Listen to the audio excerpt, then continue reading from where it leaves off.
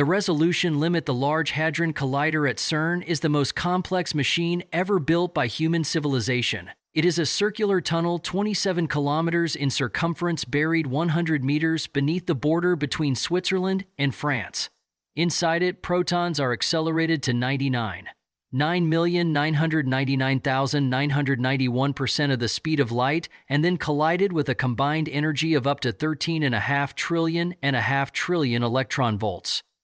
The detectors surrounding the collision points, structures the size of apartment buildings containing hundreds of millions of individual sensor elements, record the debris of these collisions with a precision that allows physicists to reconstruct the properties of particles that exist for less than a billionth of a second before decaying into other particles. The data produced by the Large Hadron Collider in a single year of operation would fill more than 100,000 standard hard drives. This machine has confirmed the existence of the Higgs boson, has measured the properties of quarks and leptons to precision that no previous instrument could reach, and has tested the standard model of particle physics at energy scales that probe the structure of matter at distances smaller than 1/10,000th of a proton. The numbers it produces are real.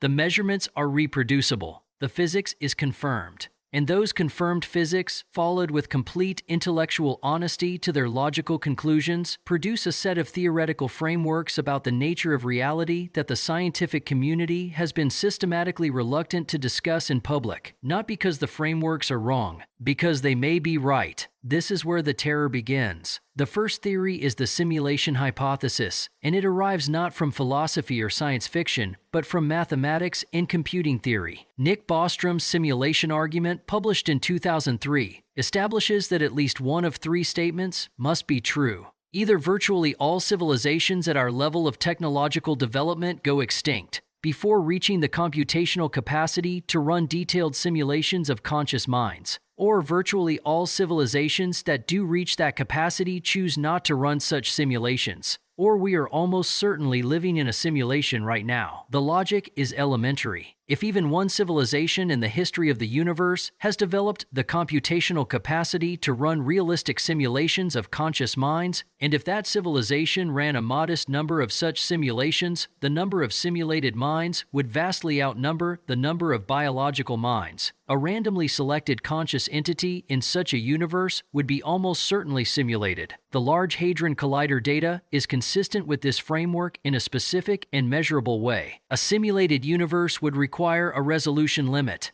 a minimum length scale below which no further detail is rendered. The Planck length, approximately 1/616 × 10 to the negative 35 meters, is exactly such a limit. Below the Planck scale, the concepts of space and distance lose physical meaning. The universe has a pixel size, and a universe with a pixel size looks, in the precise technical sense, like a universe that was rendered. The second theory emerges from quantum mechanics and the measurement problem. A quantum system does not have a definite state until it is measured. The Schrödinger equation, which governs the time evolution of quantum systems, produces a wave function that assigns probability amplitudes to every possible state of the system. The wave function is not a description of our ignorance. It is a description of reality. Before measurement, the particle is genuinely in a superposition of all possible states. After measurement, it has a definite state. The process by which a superposition becomes a definite state, wave function collapse, is not described by any equation in quantum mechanics. It is not derived from any principle. It simply happens instantaneously whenever a measurement occurs. The most straightforward interpretation of this fact, the one that takes the mathematics seriously rather than adding assumptions to make it more comfortable, is that the universe does not have definite properties in unobserved regions. It only resolves into definiteness where and when observation occurs. This is not a metaphor. This is what the equations say. And what the equations say, if taken literally, is that the universe behaves like a system that only renders what is being observed, holding everything else in a state of calculated probability until an observer requires the information.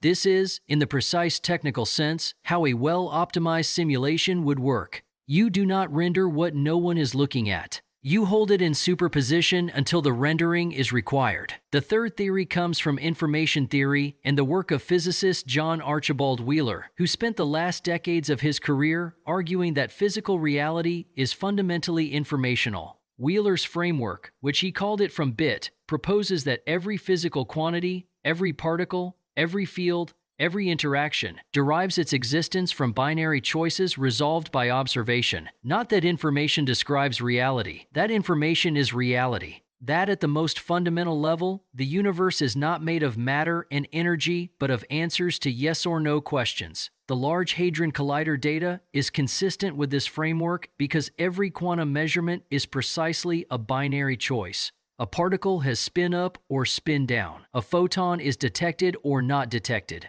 An interaction occurs or it does not. The universe, at its most fundamental level, processes information. The question Wheeler was asking, and that the data supports without answering, is whether the universe processes information because it is physical, or whether it appears physical because it is processing information. The fourth theory involves the holographic principle, which emerged from the study of black holes and has become one of the most thoroughly investigated frameworks in theoretical physics. The holographic principle states that the information content of a region of space is not proportional to its volume, but to the area of its boundary. A three-dimensional volume of space contains no more information than can be encoded on its two-dimensional surface. This was first proposed by Gerard T. Hooft and Leonard Susskind in the 1990s and has since been given rigorous mathematical foundation through the ADS-CFT correspondence, a duality between a theory of gravity in a space with a specific geometry and a quantum field theory living on the boundary of that space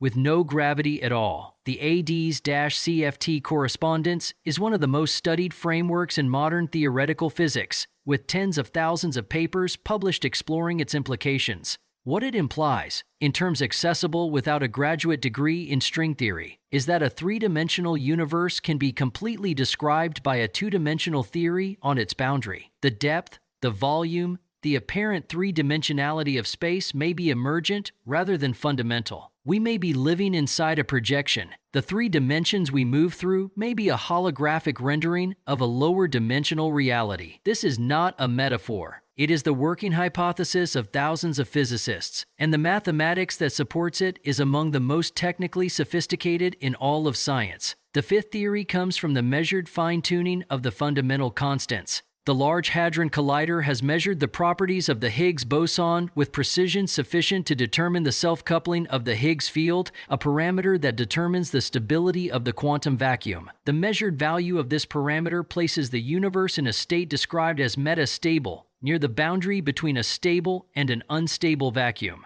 The universe is on a knife edge. The fundamental constants of the Standard Model, the masses of the particles, the strengths of the forces, the value of the cosmological constant, are set to values so precisely calibrated for the existence of complex structure that the probability of this occurring by random chance across the range of values these constants could theoretically take is a number so small it cannot be meaningfully expressed. Every proposed natural explanation for the fine-tuning, including the multiverse and the anthropic principle, either introduces new fine-tuning of comparable magnitude or predicts a distribution of universe types inconsistent with what we observe. The remaining explanation that the constants were set is not scientific in the sense of being falsifiable, but the data is consistent with it. A universe whose fundamental parameters were chosen to produce a specific outcome looks exactly like the universe the Large Hadron Collider is measuring. The sixth theory involves the mathematical structure of physical law and what Eugene Wigner called the unreasonable effectiveness of mathematics in the natural sciences. Mathematics is an abstract system invented by human minds, derived from axioms, and developed without reference to physical reality. And yet the universe appears to be written in mathematics with a precision and depth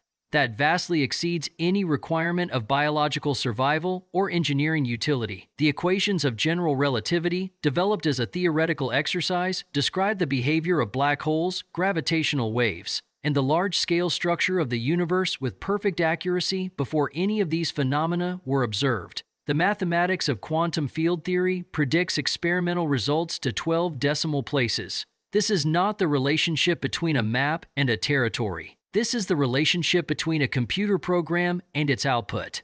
The program does not resemble the output. The program is what generates the output.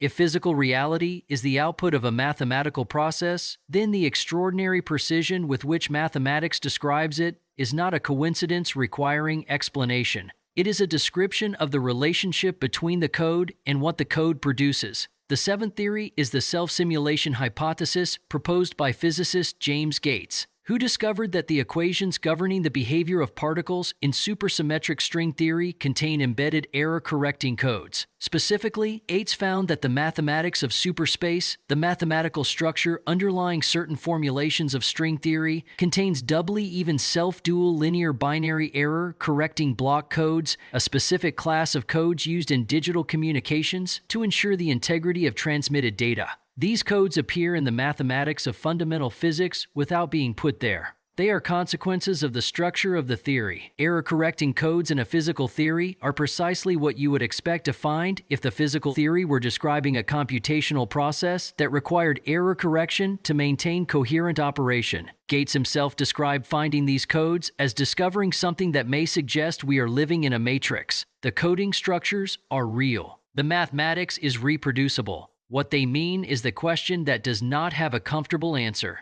The eighth theory comes from the observed behavior of the quantum vacuum and what it implies about the structure of reality at the smallest scales. The quantum vacuum is not empty. It is filled with virtual particles that appear and disappear on timescales so short that they cannot be directly detected, but whose effects are measurable. The Casimir effect, the attraction between two uncharged parallel conducting plates separated by a small distance, is a direct consequence of quantum vacuum fluctuations and has been measured experimentally to high precision. The Large Hadron Collider data confirms the reality of quantum vacuum effects in multiple ways. But the quantum vacuum also implies something deeply troubling about the structure of space. At the Planck scale, the energy density of vacuum fluctuations is so large that spacetime itself should be destabilized. The quantum foam of virtual particle pairs at the Planck scale should render the concept of a smooth spacetime geometry meaningless. And yet the spacetime we observe at macroscopic scales is smooth, continuous, and geometrically well-behaved. Something is suppressing the quantum noise of the vacuum at large scales in a way that our current theories do not explain. A computational system managing a simulation would need to perform exactly this kind of suppression, smoothing out the microscopic computational noise to produce a macroscopic environment that appears coherent and continuous to its inhabitants. The ninth theory involves the specific character of the physical laws themselves and what it implies about their origin. Physical laws are not like the laws of human societies. They are not enforced by an authority. They are descriptions of invariant regularities in the behavior of matter and energy. But their invariance, their universality, their mathematical precision, their applicability in every location and at every time across the entire observable universe, these properties are not themselves explained by the laws. Why should the laws of physics be the same everywhere? Why should they be mathematically precise rather than approximate? Why should they be expressible in equations at all, rather than in the kind of messy, context-dependent, historically contingent regularities that characterize genuinely complex systems? The answer that physics gives to these questions is that the laws are what they are, and our job is to discover them, not to explain why they exist. But this is not an explanation. It is an acknowledgement that the question has not been answered, and the framework in which the question has a natural answer is the framework in which the laws are parameters of a computational process, set at initialization, uniform because they were set uniformly, precise because precision was built in, and expressible mathematically because the process is itself mathematical. The 10th theory is the one that connects all the others and that returns the discussion to the Fermi paradox and the silence of the cosmos. If the universe is a simulation, then the Fermi paradox has a resolution that requires no fine-tuning of civilizational lifespans or communication strategies or interstellar travel timescales. The silence is a design parameter. The universe was initialized with physical laws and initial conditions that allow intelligent life to emerge in specific places at specific times, and the communication and travel barriers built into those physical laws, the finite speed of light, the energy requirements of interstellar travel, the impossibility of faster-than-light communication, ensure that civilizations remain isolated from each other. not because of physical necessity in any deep sense, but because isolation is a feature of the simulation's design. The Large Hadron Collider data, which confirms the physical laws that create these barriers, is also confirming the design parameters that enforce the isolation. We are measuring the bars of the cage. And the question of who built the cage, and why, and what the simulation is for, is a question that cannot be answered by any measurement made from inside the simulation. Every civilization that has ever reached the level of technological development required to ask this question has been confronted with the same set of answers from the data, the same resolution limit at the Planck scale, the same observer-dependent quantum reality, the same fine-tuned constants, the same holographic principle, the same error-correcting codes in the mathematics of fundamental physics. Every civilization that has reached this point has looked at the same evidence and arrived at the same deeply unsettling conclusion. And none of them, not one, in the entire history of the galaxy, has found a way to step outside the system and confirm what they suspected. We are not the first civilization to run the Large Hadron Collider's equivalent and find that the universe looks like it was built. We are not the first to notice the resolution limit, the observer dependence, the error-correcting codes in the physics. We are simply the most recent. And the silence of the cosmos is not the silence of an empty universe. It is the silence of a universe full of civilizations that looked at the same data we are looking at, reached the same conclusion we are reaching, and discovered that the conclusion, however well supported by the evidence, offers no exit. The simulation, if it is a simulation, was not designed to be escaped. It was designed to be inhabited, and we are inhabiting it, measuring it, understanding it with increasing precision, and finding, at every level of investigation, that the more precisely we measure, the more it looks like something that was made, and the less it looks like something that simply is.